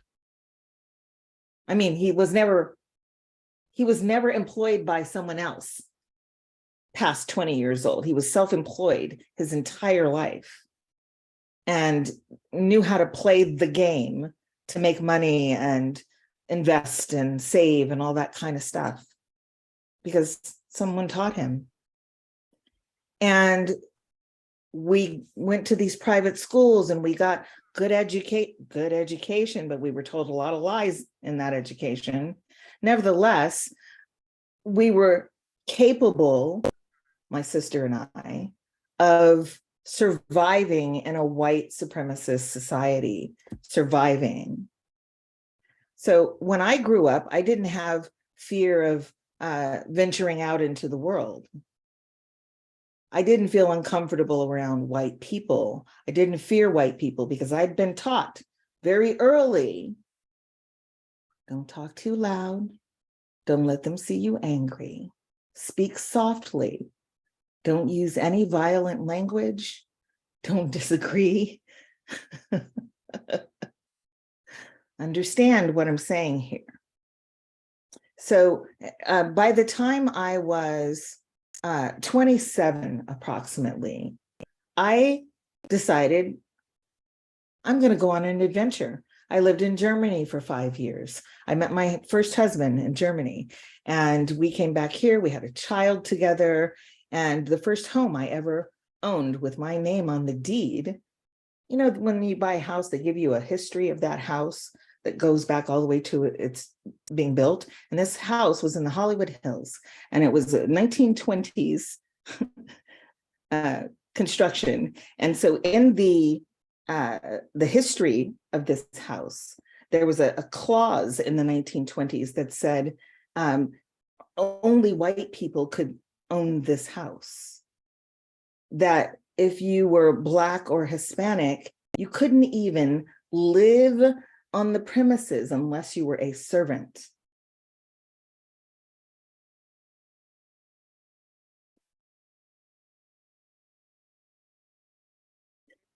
And here I was with my name on the deed.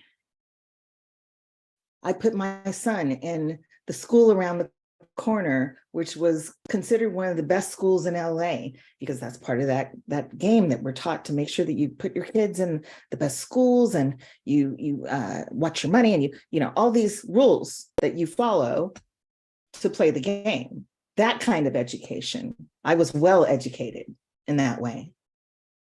Even privileged, I would say. That did not stop my son's teachers from discriminating against him because of the color of his skin. It didn't stop our neighbors from harassing us.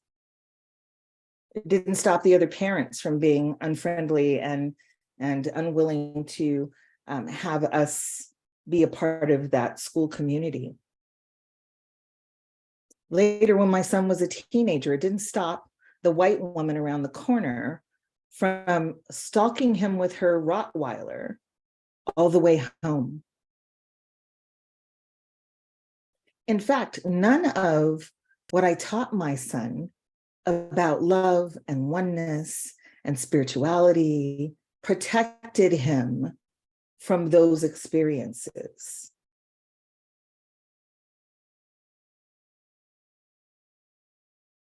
This is why, you know, when I ask Spirit, what do I say?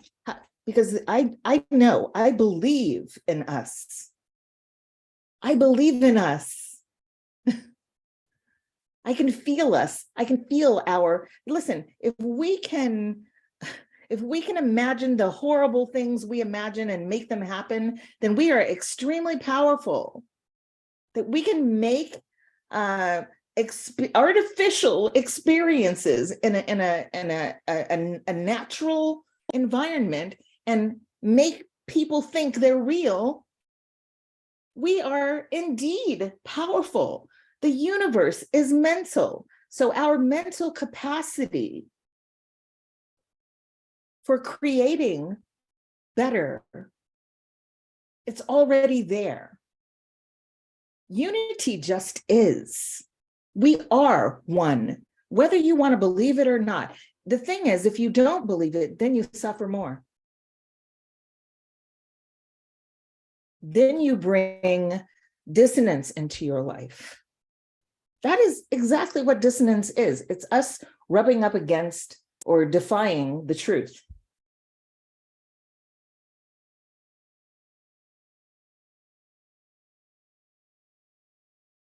Our thinking about what it means to be feminine.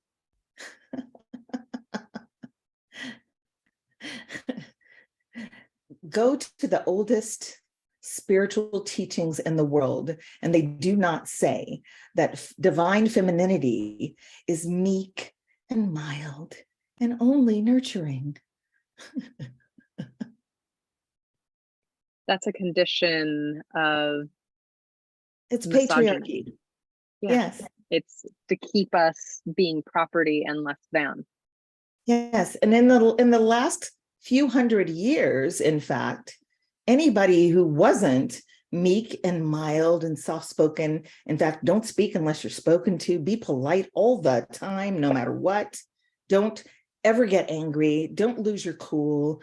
If a woman were to behave outside of that rule structure, she was considered mentally ill. Or they would make some other crap up about her, like she's a witch, or she's a prostitute, or she was whatever, B words, F words, like they have in the 1800s, they came up with a psychological diagnosis for slaves who wouldn't stay put on the plantation. They call it drapetomania.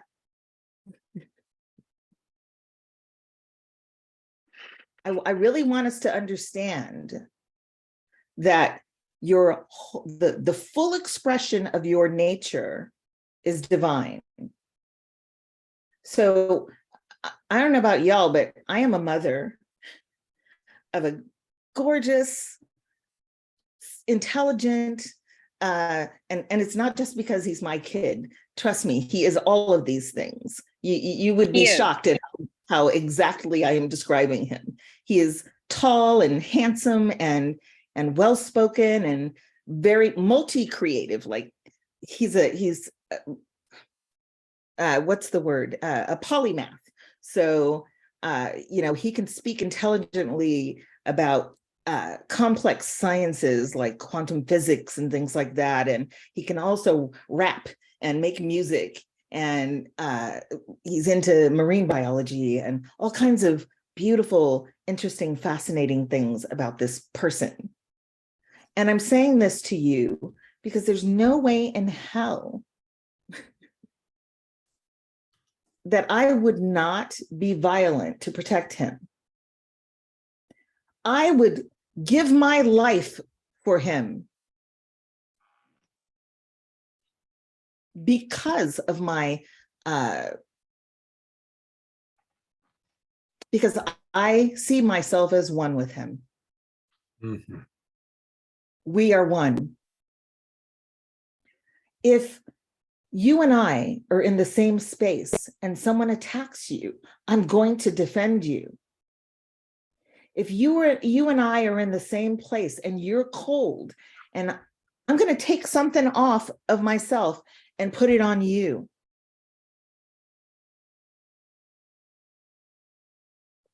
I'm going to sacrifice because I'm not going to be at peace as long as I experience your suffering. And then we got dissociation, which keeps us from even wanting to know each other, to the extent that white parents right now in America are protesting the story of slavery being told to their children because it's going to hurt their feelings. Because it's going to make them feel bad.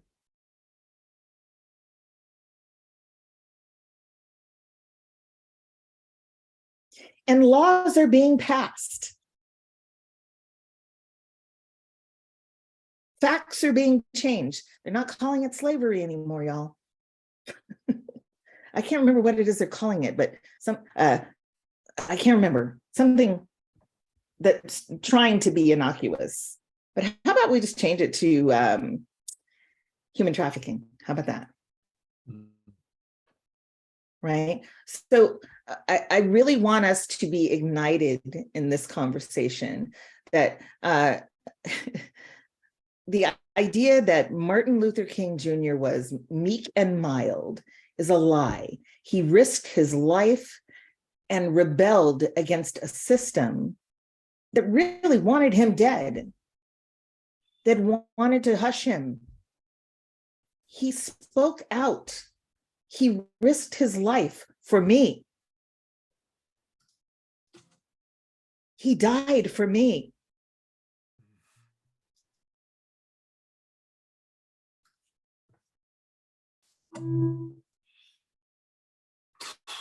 I want us to be down for each other like that. Like, I got you. So that, for example, there was a conversation I had with Trish where there were some things that needed to be said to her in order for her to be healthy and in her power. And I didn't want to say them. I didn't want to say them. I didn't want to get in the middle of it. I didn't want to like rub her the wrong way or say the things she didn't want to hear. My dad's voice is in the background. That is not how you keep your business going. That's real. So I said the thing, even though there was some fear that came up in me. There was some anxiety in me, like, oh, she's not going to like this. Not going to want to hear it. Oh, and it's going to mean she's going to say something to these other people that are involved and they're not going to like it. Oh, there's going to be people who judge her for it. Oh my God. I got to be willing to risk my own pride, my own embarrassment, my own business success for the greater good of all of us. And if we were all to make that choice, guess what? Nobody loses. Because we're all on the same side. That was one of the most loving actions someone has ever stood for me. It was deeply I was loving. Following people's reactions because I was very concerned. I'm like, oh, I know that she's got a lot of people around her who are going to be like, oh, don't rock the boat, don't say those things publicly. Why do you have to? And I knew that this person was going to also gaslight, and I was raised to be a people pleaser, to survive. And this artificial conversation. I'm having a similar experience to you of I hope that Bridge isn't going to hate me, but I need to move us forward. and I need to wrap up the show. What? I know, I'm so sorry, but we've got only 9 minutes left. I still want to hear, kind of final thoughts from everybody and also do a little bit of promotion. And so rather than going down the rabbit hole of Trish and her ex, I'd like to just... Not necessary. We'll do another show on that, perhaps. Oh my God. Not. But I do want to say thank you, very much, Bridge, really, for bringing up the hard stuff, bringing up that he was assassinated and bringing up the hard stuff. And it is important for us to all take action. I do want to read a couple of quick comments because I do usually read much more comments from our audience, but it's been so alive. So just a couple. Mark Denisovsky says, once we view everyone's son and daughter as our own and we defend them with our lives, we'll create a planet that will be sustained for 7 generations. We have to preserve the planet for them. We have to show the way by not reacting when possible, when confronted with ignorance. We can show the way. The burden of understanding is on us, the spiritual seekers, the global peace tribe. We all can win. Yes. George Noble points out that the Cathars understood this, and their women were strong women and fought alongside of their men when the Pope's armies came to exterminate them. And Trish writes, I trust Bridge because she brings up the hard stuff. Courage and integrity, honesty is love. Absolutely. So Brig Feltus has a wonderful organization that I know. How many times have you taken her course now, Trish? 2, but I want to take the next one soon. It So actually you can it's onboarding right now. So okay, so well, we're going to go to your website, and it's the Remember Institute, but it's a new URL now. It's rememberinstitutenetwork.com. Rememberinstitutenetwork.com. And I just want to say, in a few weeks, it's going to go back to rememberinstitute.com. We're transferring websites right now. Remember Institute is not an anti-racism organization. We are actually about metaphysics and the philosophies of ancient Egypt, Kemeticism, Hermeticism, and we use those philosophies in our curriculum for diversity consciousness work, namely the course Heal Thyself Transformative Initiation for People Racialized as White, which is a 6-week program where we teach 20,000 years of history.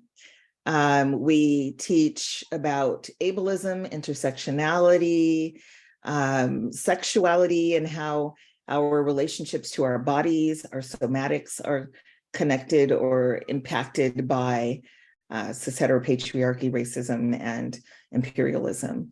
And then the rest of our work is really about metaphysics and Hermeticism and how that applies to every area of human activity. So come and check us out. We have a network now where you can join at the public level for free. You just go to rememberinstitutenetwork.com and it's completely free to join. And then we have courses and groups within the network where we discuss different topics and offer events and coursework. Our courses are not for people who are addicted to comfort. And they are you can apply, you can text, you can get Remember Institute on the go. I don't know if you're seeing what I'm showing on the screen, Bridge, but I just sent my phone number so you can text me the app. This is where people can join. Yes. And I love that. So everybody, please go to rememberinstitutenetwork.com and join. It doesn't cost anything, and you can start, digesting Bridget's wisdom.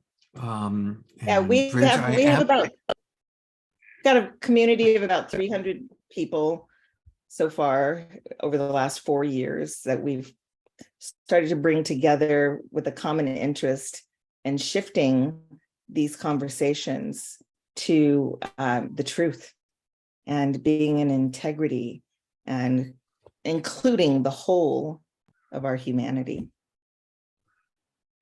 Well, thank you. I will invite you back, and I hope that you'll come back, even though I sometimes have to come in and interrupt you. So are we good? We are totally good. Okay, good. I have such respect for you, and thank you for being with us. The I want feeling to is go to mutual. our next generation. Ray and Sahat, I definitely would love for you to also come back on the show where we can go deeper into the really wonderful work that you're doing. It's so important, and a big part of what I'm really wanting, and one of the reasons why I'm glad Trish is back with us, is I really do want to have more opportunities to get to know people like yourselves who represent the next generation. And so their website, which I just put into the, it's an interesting URL, 7spiritualmistakes.com. 7spiritualmistakes.com. I'm definitely putting in my email address here. I'm curious to see where I have failed. And tell us a little bit about your offering here. Yeah, I do have one thing that I wanted to add before we do that. I wanted to say, like, when you're stepping into a space of manifestation and we're unlearning and relearning how to live in this life, there are 3 things that you must bring your attention to. These 3 things are what create your reality: your focus, your physiology, and your language. And I think, just going back to what Bridge was saying, one of the things that is creating a divide within us is using words like peace, peace, P-E-A-C-E, and P-I-E-C-E, or P-I-E-C. We are talking about peace. So when you are looking for peace in the world, you are actually creating that separatism in your language. So use words like wholeness, unity. And I noticed that Bridge said unity a lot. So just bring more attention to your language as you speak. So 7spiritualmistakes.com is basically 7 mistakes that people are making after their spiritual awakening. So after you sign up, we're giving you a free ebook. Both of us created this ebook, and we're giving you that ebook for free. Once you get that ebook for free, we tell you a little bit about our spiritual retreat, where we basically condense 10 weeks of coaching into 4 days of transformation. So, each day that we're hosting for this event is going to be focused on mind, body, and spirit. And on the last day will be integration, the importance of bringing it all together so that you can leave with the daily routine that you can implement that will amplify you on your journey. Absolutely. So definitely check that out, and also check us out for Cosmic Combos, which is being hosted on the Soul Search community platform.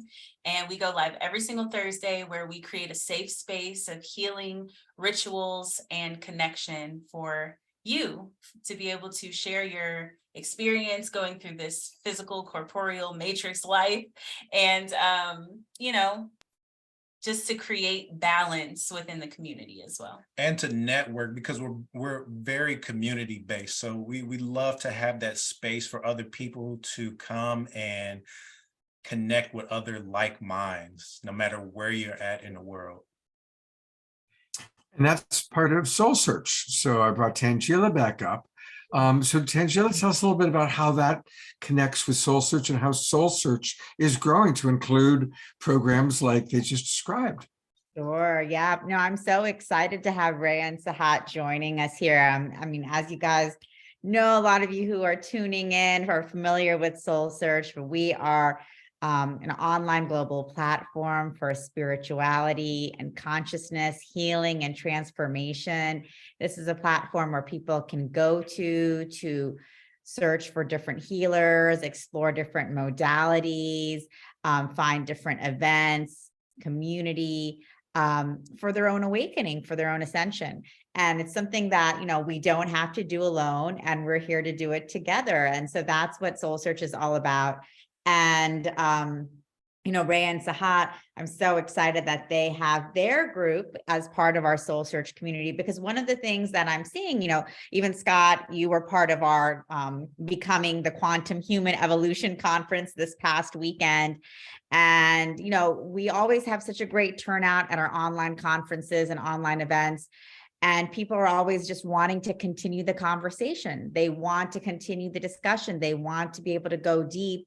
And they also want to have opportunities for more private discussion where they can share their own experiences, their own journey, get feedback. And so Ray and Sahat have this wonderful group on Soul Search where they go live every Thursday evening, where people can come and share and talk and go deeper. They bring in ritual, spiritual practices, and, explore all these different topics, everything from going galactic to, mind, body, spirit connection. And this is really what we're about at Soul Search, because everyone, like we were saying, everyone is unique on their journey. There's no one path, there's no one way, and the journey is never a straight shot. It's going to wind and twist and go up and down. And, whether you're exploring your galactic families or you're going deep into Buddhist practice, whatever it is for you, and it can be all of the above, it can be none of the above. What we want people to know is that there's always support there for you wherever you are on your spiritual journey. Because I think for so long, for most of us, we were in the confines of your spiritual journey has to look like this. It means you have to look this way. It means you have to dress this way. You have to eat this way. You have to go to this church. You have to read these books. And that has nothing to do with your spiritual journey. So you're just really confused and feel really uncomfortable all the time. And so now we're breaking out of those boxes, and we just have community and people like Raella and Sahat, who are amazing leaders in this community, to, for people to be sharing with. And Soul Search, we're all about that. And, we also have a lot of online events as well as live events. This weekend, we're hosting a big psychic and healing fair in Scottsdale. For those of you in Arizona, January 14th at the in Scottsdale. And then February 25th, we have another big psychic and healing fair in San Rafael, California. I know some of our audience members were able to come and join us live. The last one we had in October. And then Raella and Sahat will also be doing a Mind, Body, Spirit Integration Summit coming up in February as well. So stay tuned for that online. So lots more to come, but welcome, Raella and Sahat. And it's been so great to connect with you, Reverend Brig as well, and Trish on the show. And of course, everyone. Yes. Thank you so much. And I will be at the February 25th one in San Rafael. Yay. So that'll be fun. And Ray and Sahat, I definitely would love to have you back on the show again. And I want to go deeper with the wonderful work you're doing. So thank you so much. Brilliant. Tanjila, you have brought so many wonderful people to Global Peace Tribe and just to the world. I so appreciate you as a community organizer. Thank you. And that we'll be seeing more Tanjila. And I want to close to concluding. We got a couple more things to do here. Trish is back, and Wednesday nights are going to be where our shows are more like this, where they're Trish-oriented shows, where we're focusing on social issues and challenges facing us as humanity. So Wednesday nights might be a little more serious, but so important. And so Trish, thank you for being with us. And a reminder that you can follow Trish on her Instagram. And I'm going to go to her Instagram page. And what are some things you want for people to know about what you're doing, Trish? Well, there's a lot that I have a lot of support right now to help me with the struggle with social media, but there's a lot that I'm sharing about self-confidence, self-security, a lot that I'm sharing about finding more compassion for oneself and walking into the world with more compassion. So there might be conversations about deconstructing gender or deconstructing my own whiteness. There might be conversations about like steps and tips to help you get into maybe less people pleasing, or like there's a lot of little bits there. It's one of the places that has some of the most of my work. Like my website's fabulous, but it doesn't really show you what's really alive and relevant right now. Before I step off, what I want to say is thank you for inviting me in to have hard conversations, Scott, because I think that this is a really important piece about how we all grow together, is that we don't shy away from the discomfort, but we go through it hand in hand.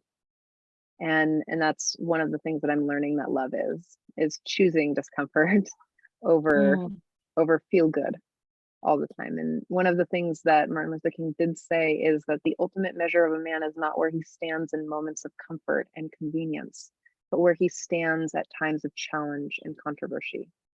This is a piece where I would love to hold this vision throughout all the years, is that we choose to work together and that we hold this together as we step into discomfort.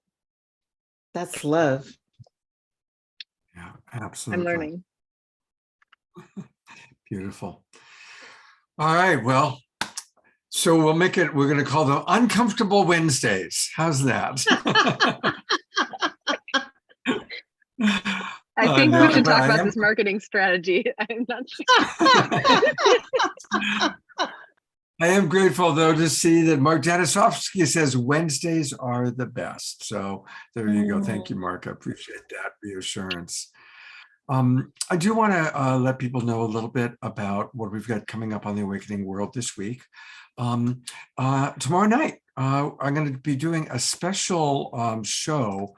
It's on a different platform. It's my friends Shine and Crystal, and they have a show every week called The Unite Show. And Eden Amador and I are their guests. And we're going to be talking about the rise of conscious media and the Global Peace Tribe. It's at 6:15 Pacific time, 9:15 Eastern tomorrow. You do need to register for it. It's free. Just go to www.unite.love. That's unite.love, register, and join us for what's going to be a really wonderful conversation tomorrow night. And they actually had invited me, and then I invited Eden, because Eden will be my co-host for our show on Saturday night, which is going to be a relationship show. I've invited several of our love coaches and relationship experts who are going to join us, and we're going to be really talking about how to embody divine unity, honoring our polarity. Rajo Allen, Paul Sterling, Eden, of course, Steve Rowland, Heidi Love are all going to be here. And we're going to have a lot more of kind of a conversational format. And as always, our beloved Omashar will be with us playing music on Saturday night. And I'm also going to play a video from when David Pramal and Miten were last on our show. And they talk about how they work with their polarity and their divine masculine and feminine, and then sing a song about it. So that'll be on Saturday night. And then finally, we conclude on Sunday. And this is really special. Piper and Dr. Ivy Hilton are world-renowned. They are amazing sound healers. And we are so blessed that they're gifting us with an entire show on Sunday morning. So it's going to be a real opportunity to drop into a sacred sound bath with Dr. Ivy and Piper Dellums. So that's what we've got happening this week on the Awakening World. And thank you, everybody. And let's conclude, as we always do, with Omashar. And I call him the Alpha and the Omega of the Awakening World. All things begin and end with Omashar. All right. And, I thought you weren't going to do that, but we are now, so I will. Surprise, surprise, surprise for anybody who nobody always expect the unexpected. So So thank you all for an amazing evening, because what I notice is wherever my discomfort is in my body from hearing what I hear is where I need to let go. And so I can truly hear. And so it's been a really masterful evening for me, I tell you, because they're coming from so many different perspectives and everything is being pressed and going, hang on a minute, why am I feeling this way? And then I think, well, thank goddess I'm feeling at least. And so thank you, Bridge and Ray and Sahat and Trish and Tanjila and Scott. And we're all conspiring to shake our roots free. So I'm going to go press a few professional buttons. Here we go. This one, which goes to here. Woohoo! And down here. And we're ready. Yes. Okay.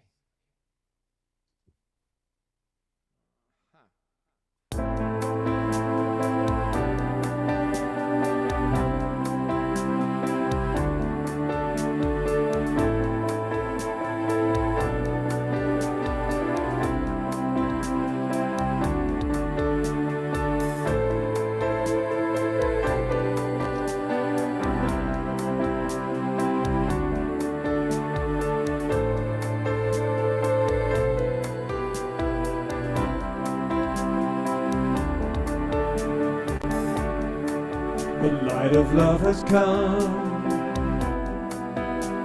centering my soul. Amazing things abound as we reach our goal. Celebrate your liberation, shine your love throughout the world. As consciousness precedes true being, I am here, I am now, I will light the way. Our love will lead us on. Our love will clear the way. Our love will show the world.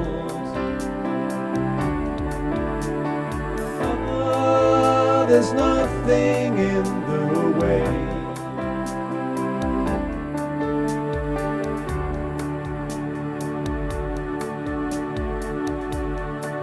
Let go of stories old,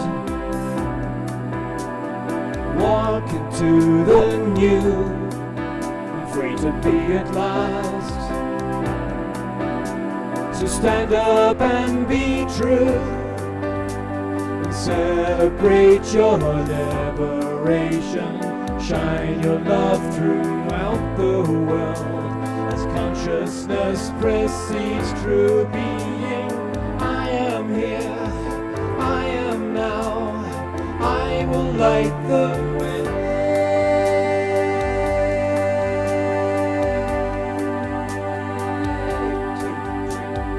Our love will lead us on.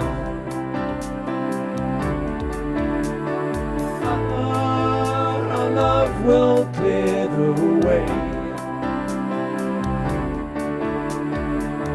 Oh, our love will show the world.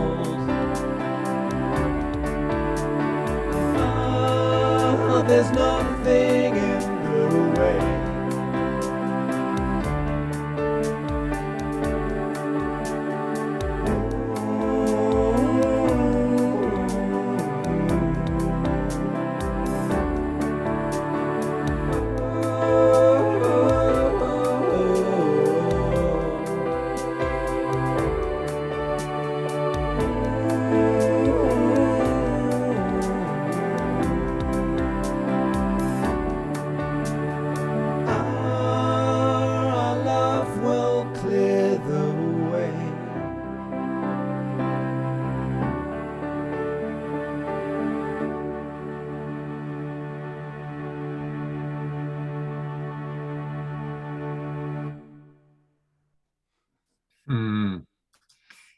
Beautiful, beautiful. I'm going to gallery view. Let's all give him a twinkle. For those of you who have your cameras on. Twinkle, twinkle, little star. And thank you, everybody. I love watching all of you move and dance. And Eleanor Joy, thank you for leading the way with your beautiful dance. I tell you, watching you dance every show is like one of the highlights of the awakening world. It really is. All right, everybody. Well, thank you. It's been a beautiful, beautiful night. Powerful. And I'm going to close with what Mark Danisovsky wrote. You can't learn how to swim if you always hang out in the shallow end. And so there you go. I'm grateful to be swimming with all of you. Going to go back to gallery view one last time. Take care, everybody. And I will look forward to seeing you on other shows this weekend. Good night, everybody. Peace and love, everyone.